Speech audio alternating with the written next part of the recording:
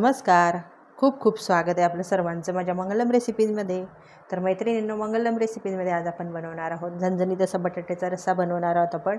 त्यासाठी हे उकडलेले 4 बटाटे घेतलेले आहेत आपण.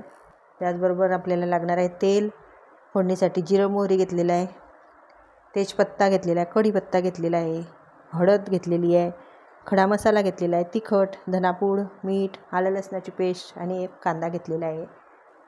तर आधी आपण आता पुरी भाजीबरोबर आपण पुरी बनवणार आहोत. तर त्यासाठी आपण ही कणिक भिजवून घेणार आहोत आधी पुरीची. तर त्यासाठी हे गव्हाचं पीठ आपण हे 2 कप घेतलेलं आहे.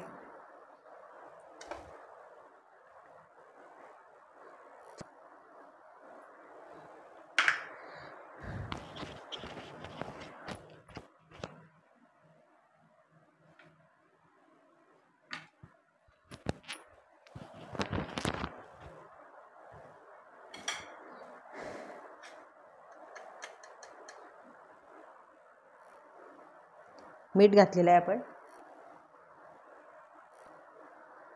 थोडंसं मिक्स करून घेऊ आणि अगदी थोडंसं तेल घालू.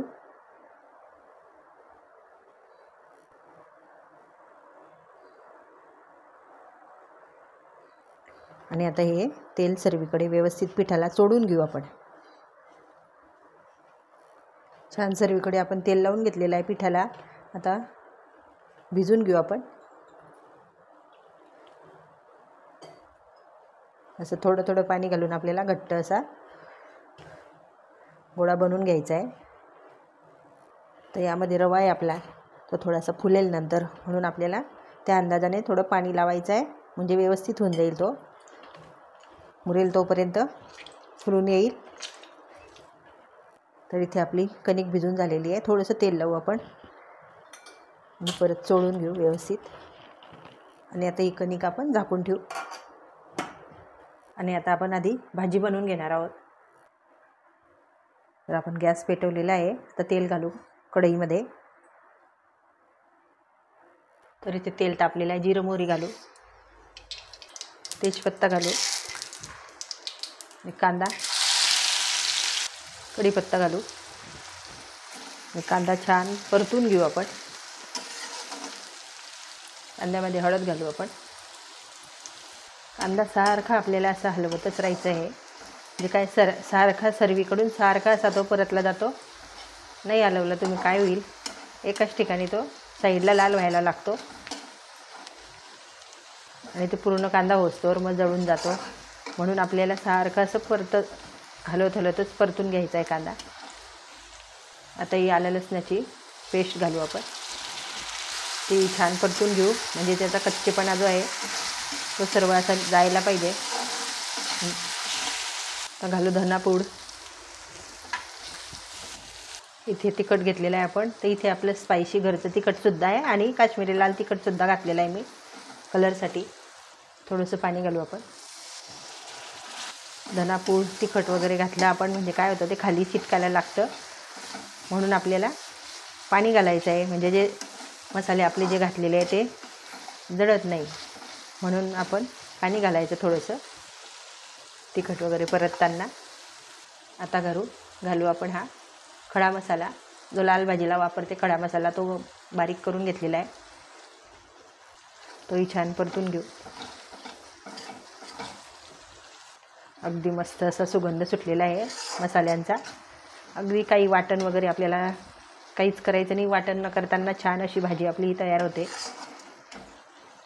आणि आता हे बटाटे जे आहे ना, ते आपण कापून न घेताना अशा प्रकारे तोडून घ्यायचे आहे. शिजवून घेतलेले आहे आपण हे बटाटे छान. अगदीच जास्त पण शिजवू नका.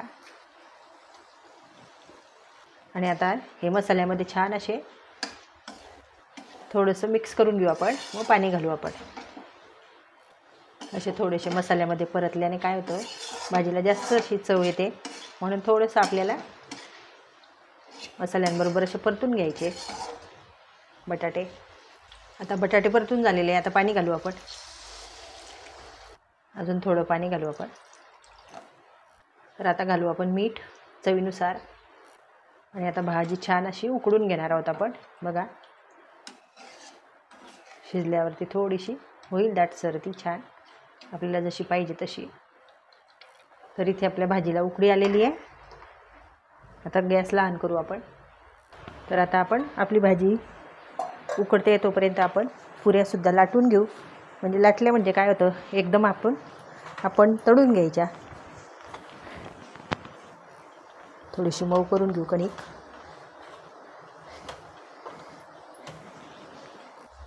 तर अशा प्रकारे आपण गोळे बनवून घेऊ या साईजचे. तर आता पुऱ्या लाटून घेऊ आपण. इथे थोडंसं तेल लावून घेतलेलं आहे आपण. आणि आता पुरी लाटून घेऊ आपण. लाटून ठेवणार आहे आणि मग एकदम तळेल सर्व पुरे.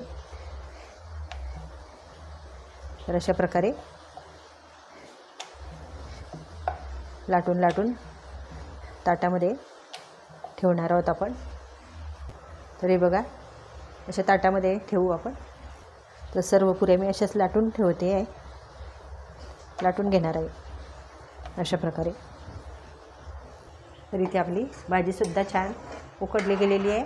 तर गॅस बंद करू आपण. आणि इथे आता आपण तेल ठेवलेलं आहे पुरी तळण्यासाठी. तर हे बघा, अशा प्रकारे आपण पुऱ्या लाटून घेतलेल्या आहे. आणि तेलही छान आपलं तापलेलं आहे. पुरी घालू आपण त्यामध्ये. मस्त छान तळून घेऊ आपण खरपूस अशा. अशा प्रकारे बघा, थोडंसं साईडने दाबायची म्हणजे काय होतं, पुरी छान फुगायला मदत होते.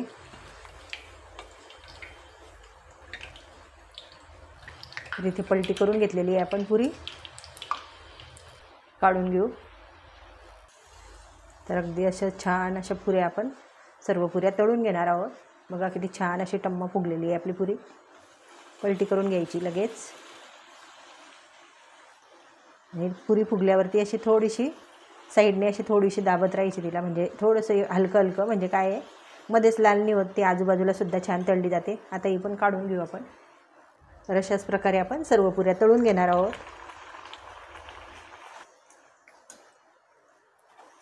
तर इथे आपल्या पुऱ्या तळून झालेल्या आहे.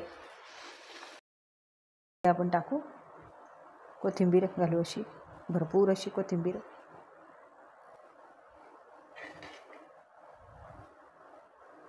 मिक्स करून घेऊ व्यवस्थित.